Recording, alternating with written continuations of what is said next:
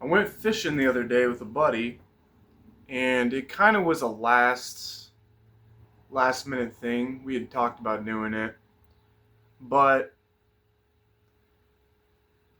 I caught a decent sized one, probably the third biggest this year that I've caught. It absolute hog. I mean, it was a big boy, big catfish. That's pretty much the only thing I fish for these days. And he really tore up my hand. I don't know if you can see that all right, but it's starting to look better. It's starting to heal, but just chewed the crap out of my fingers. Um, but I've been thinking about this. There was a time when I didn't pick up my catfish by the mouth. And if you've ever seen people when they pick up catfish, like the big ones, they'll grab them by the jaw, they'll pick them up, right? And it used to be I just didn't catch ones big enough to be able to do that, right? So you had to hold them, you could hold them with your hand. But once they get a certain size and get big enough, you almost have to. You have to hold them by the bottom lip, or a lot of people have like hand pinchers that they'll pinch with the bottom lip. And a lot of times you'll see people they'll have a glove on that they'll grab them by the lip and pick them up that way, right? Even the serious guys.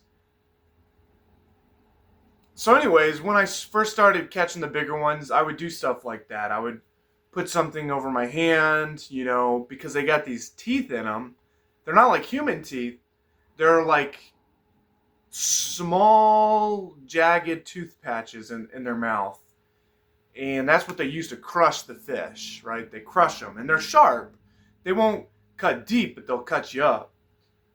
Especially when the fish are bigger, they can chomp down harder. And I just remember like being younger, I was always scared to put my hand in the fish mouth, right? Because it would bite. And they do bite. And then obviously the bigger they get, they bite harder. So I kind of, when I first started catching those bigger ones, I would use a cloth or, I don't know, glove or whatever I had, to grab them suckers, or I'd grab them by the gills underneath, you know. But once I decided, I don't know what sparked it, but once I decided to just grab them by the mouth, and there was a change, man, because they started tearing up my hands, right? When you grab them and you pick them up that way. And at first it's really scary. They're biting down in your hand and it hurts. And then, of course, you're bleeding a little bit and stuff like that. But I think that was one of the best decisions I've made recently to pick up catfish like that, especially the big boys, because there's just something about having scars, something about feeling pain. It's like the pain of childbirth, right? It's like, when a woman has a baby, that pain, all that pain, it doesn't matter as much in the moment, but especially once that kid comes out, it's like it was all worth it. The pain was nothing. They went through it joyfully. And I kind of think about that. It's like, you know, I don't know, it just enhanced my experience, catching fish and knowing this fish, he put up a good fight, and now I'm going to grab him by the lip, pick him up for that photo, and he's going to tear up my hand, and he's going to get a lick in, and leaving me with some scars. But it's a pain that I joyfully go through. Now it's like I look forward to it. Now I look forward to my hand getting chewed up by that monster fish that I just caught. There's just something exciting about and thrilling about it. And it seems like anything worth doing in life, I've noticed a lot of my memories, they involved being uncomfortable, right? Sometimes, like even recently, I needed to practice shooting my bow, and I wanted to go out and shoot, but it was raining and it was cold out.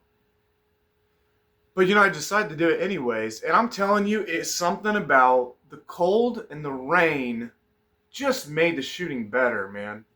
It wasn't pouring rain, but it was raining a little bit. And I had my cigar, I had the music bumping, I even had my coffee mug, and I'm just shooting arrows downrange, in the backyard. And something about that cold and something about that rain just made it so much better. And I feel like just today, we're so coddled, you know? And I think that's okay for women. Women seek comfort, that's fine. Right? But for men, I feel like we need that discomfort. We need that pain. I mean, let's be honest, that's a big reason why guys go to the gym is they enjoy that burn. They enjoy that, which is just another form of pain, right? Not like pain, like toothache pain, but like the scars and the bite from the fish when you're picking that big hog up, that big fish. It enhances the experience. It's a pivotal part of it, and you walk away with some scars, you know. But those scars are a reminder. They're a reminder of, you know, what you've done. So it kind of sounds cheesy, but so yeah, anytime now where it's like if it's cold out, if it's raining, you know, so a couple of times I went recently. I went last night with some buddies, and it's just like I thought to myself, I'm like, I'm gonna lose sleep over this. I know we're gonna stay out until after midnight, and we ended up like going to this spot that was kind of secret, and we had to hike into the woods to find it. Like they already knew where we were going, but it was a good 10-minute hike carrying all of our stuff, you know, and of course you got all your layers on because it's cold out, but then you start sweating, and yeah, it was not a fun hike in there through the woods to get there, and then you get out there and then you get wet from dealing with the fish and the bait and the casting, and your hands get wet, and then the cold. It was, you know, by the end of the night it started getting into the, you know, around freezing probably. It was a fairly decent day for it being winter. But there's just something about, and it was so worth it, man. Every time I go out there, I'm like, man, you know, this is going to be tough. I'm going to lose sleep. It's not going to be comfortable. But I never regret it. I never regret it. And I think it's just part of the experience, you know. You get something like that trip, the trip I went on last night, without the hiking, without the carrying the stuff and getting tangled in the trees and trying to trek the poles down there and getting cold and getting wet and losing sleep. Without all that stuff, it just would not be the same. It wouldn't be as enjoyable. It wouldn't be as meaningful, and it wouldn't stick in my brain. I'm not going to, you know, think back to all the times when I just sat on the couch and watched movies with the bros or watched the football game, which, you know, those are good times too, but they're not going to stick in your brain at all. Not like the times where you're out doing a run and it's raining and you're getting soaked and you're chafing and crap. You know, it's not gonna stick with you like those times will. So I think we need to get more uncomfortable. We need to go out there and do things that are enjoyable, but things that cost us a little bit. You know, but even that just enhances the fun. You know, and it enhances it. It's kind of like the gym, like why people like the gym. They like the burn, you know.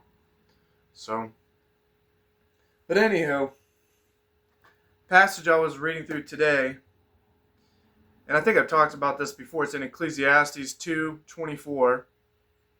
So I decided there's nothing better than to enjoy food and drink and to find satisfaction in work. Then I realized that these pleasures are from the hand of God. For who can eat or enjoy anything apart from him? You know, kind of even with my recent couple fishing trips, I was thinking to myself, maybe I need to back off, you know, doing stuff like that and set aside more time to focus on whatever, work, finances, and other responsibilities. You know, and there's truth to that, right? But I think there's wisdom in this, the fact that those enjoyable times, those fishing trips, those times you're hanging out with the guys, the times you're doing something you enjoy, those are from God. Just like work is from God, pleasure is from God. He says, who can eat or enjoy anything apart from him? And it's like the scripture that says, whatever you do, do it unto the Lord. If you're going fishing, if you're going hunting, if you're playing pickleball with your buddies, if, you know, whatever you're doing, Do it as if you're doing it unto the Lord. Recognize that those times and those things you're enjoying, those are from God too, right? And sometimes I feel like we're just in this phase of like the manosphere and self-improvement where it's like it's all about bettering yourself and complete, self-sacrifice and all this stuff. And if you read Ecclesiastes, he'll talk about even when you obtain that wisdom, it's a very, it can be a depressing book, but where he's talking about all this work and all of this, acquiring of wealth, right? Because Solomon was really rich. All this work, and at the end of the day, you die, and it rains on the rich and it rains on the poor. And he's just kind of having this realization as he's building up his kingdom, and he's realizing, I'm going to die, and this stuff is going to go to other people. What was it? Was it worth it? Everything is meaningless. He says that throughout Ecclesiastes. So he's not calling people to be slothful, but he's having that recognition that you can be the David Goggins where you're going on these 50-mile runs all the time. And I mean, how much of a benefit is that really, right? How much of a benefit? That's mostly for you to begin with, which if you enjoy that, then that's part of it. Go do it, right? But learn to live a little bit and to enjoy life a little bit, because a life well lived is not necessarily, you're not benefiting others or really even yourself by just being, what is it, like a masochist, or where you're just like inflicting harm and you're doing things that are just like making yourself suffer for no reason, and you're not enjoying life and not allowing yourself to have any enjoyment. I went for 2 or 3 years, probably like 2 years of like 0 screens, 0 movies, 0 anything. And there was a time and place for that, and I think I need to go through that, but I also realized that's not a great way to live, right? What is the benefit to that? There is a benefit, but does it need to go on through my whole life? Do I need to go through that self-deprivation? Depriving myself of anything enjoyable? Maybe for a time, but forever? No, definitely not. I don't think so, at least. Yeah, and I was even thinking, with fishing trips, it's like, I mean, there's better things I could be doing. I could be at home cleaning. There's dishes to do, right? There's stuff to do. But man, I'm telling you, when you get out there and when you're doing something you truly enjoy and truly love, just the benefit is more than enjoyment. The benefit is like it lifts up your spirit. You're being who you are. You're doing things you were meant to do. You're good at. It lifts up your spirit, and in turn, that's going to benefit the rest of your life. The times you do lock in and you are working, and there's just such a benefit to it. I think of I'm a big autobiography guy. You read about these guys, and a lot of them really, you think they're just workaholics and they work all the time, but you'll find out that a lot of them had things they enjoyed, and they did, even though it was not productive. Like Sam Walton, the guy who founded Walmart and Sam's Club, he prioritized hunting with his bird dogs, right? And he'd do pheasant hunts and whatnot. And I think he'd fish too, but so he's like running, he's the richest man in America at one point, and he's, running this massive company, but he still he never wanted to give that up, and he wasn't going to give that up. So when he was locked in, he was locking in.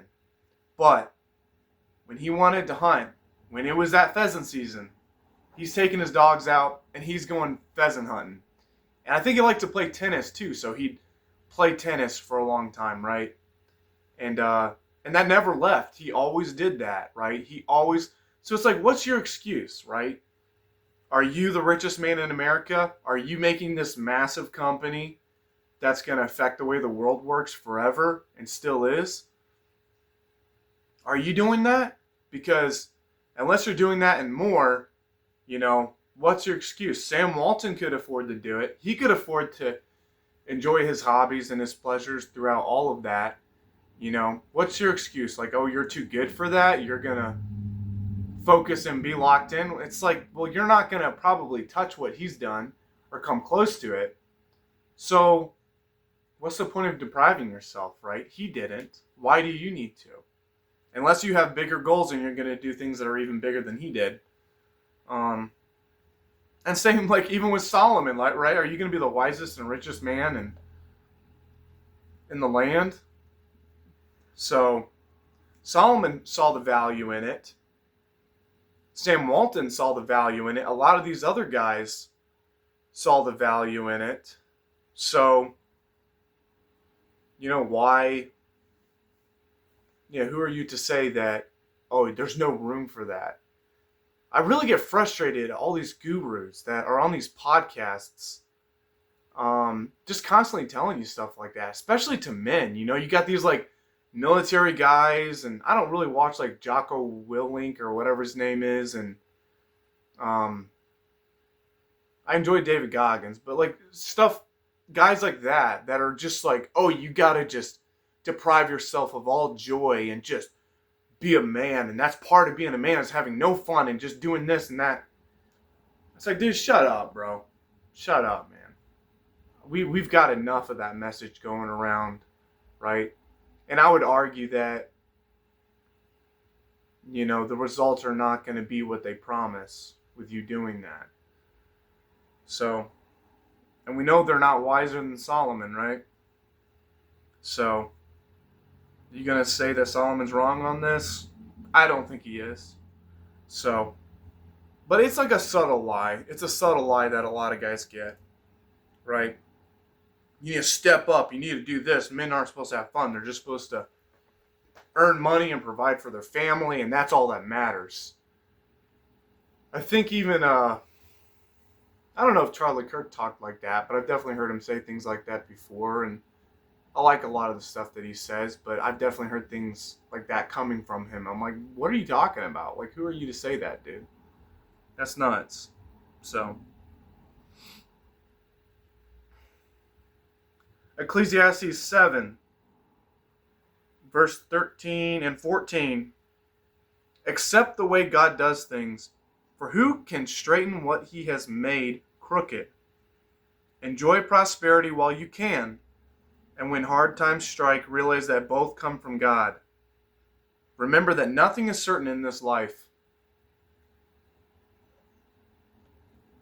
Nothing is certain. Enjoy prosperity while you can. It won't last. It won't always be there. You won't always be able to go on these fishing trips.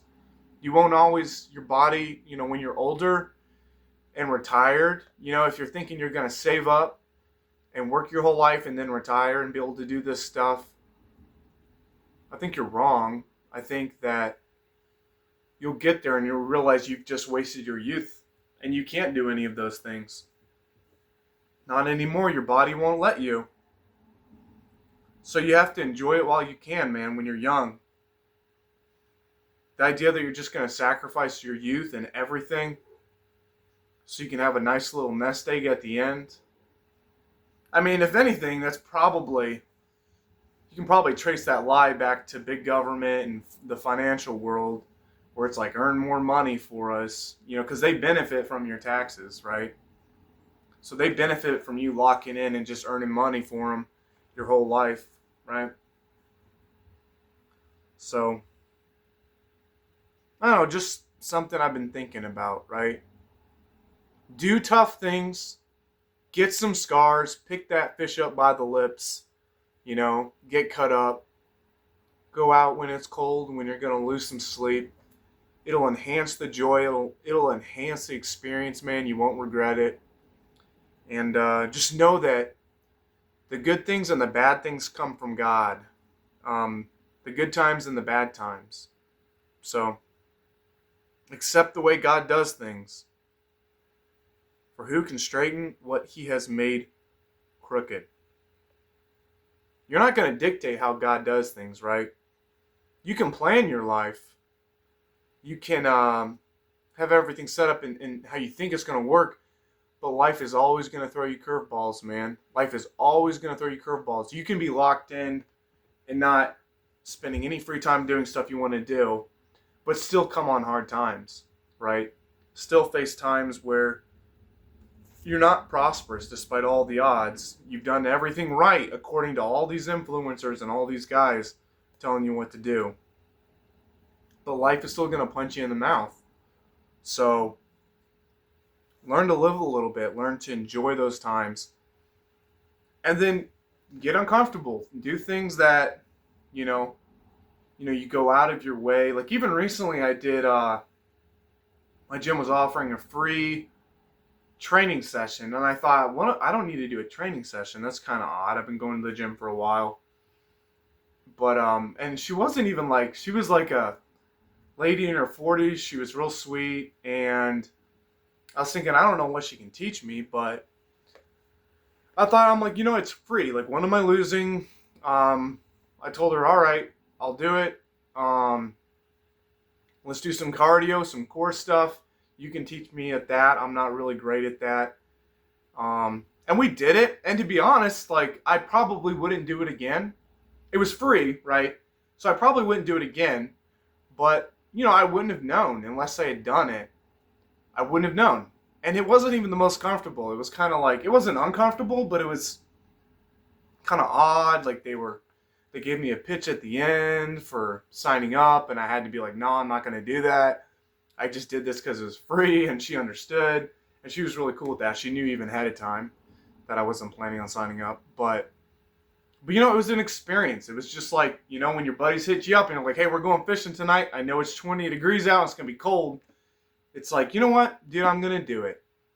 And probably at the end, I'm going to be glad that I did it. Even if at times it was uncomfortable. Trying new things, man. Trying new things. Enjoying life a little bit. Enjoying prosperity a little bit. And not just buying into this lie that your duty as a man is to self-sacrifice and deprive yourself of all joy and everything for the benefit of who? For the benefit of who? I don't think it benefits, if you have a family and kids, I don't think it benefits them necessarily that you're miserable, right? You have your responsibilities and you need to do that if you've got a family and a wife and, whatnot. But, but even then, they don't benefit you from you being miserable and not enjoying yourself a little bit. So, yeah, I've just noticed that going around, that message, right? From the church, they preach stuff like that, and just from the manosphere, a lot of these guys on YouTube and whatnot. And I think you just need to learn to tune a little bit of that out, right? Because there's a lot of that going around. So enjoy life a little bit.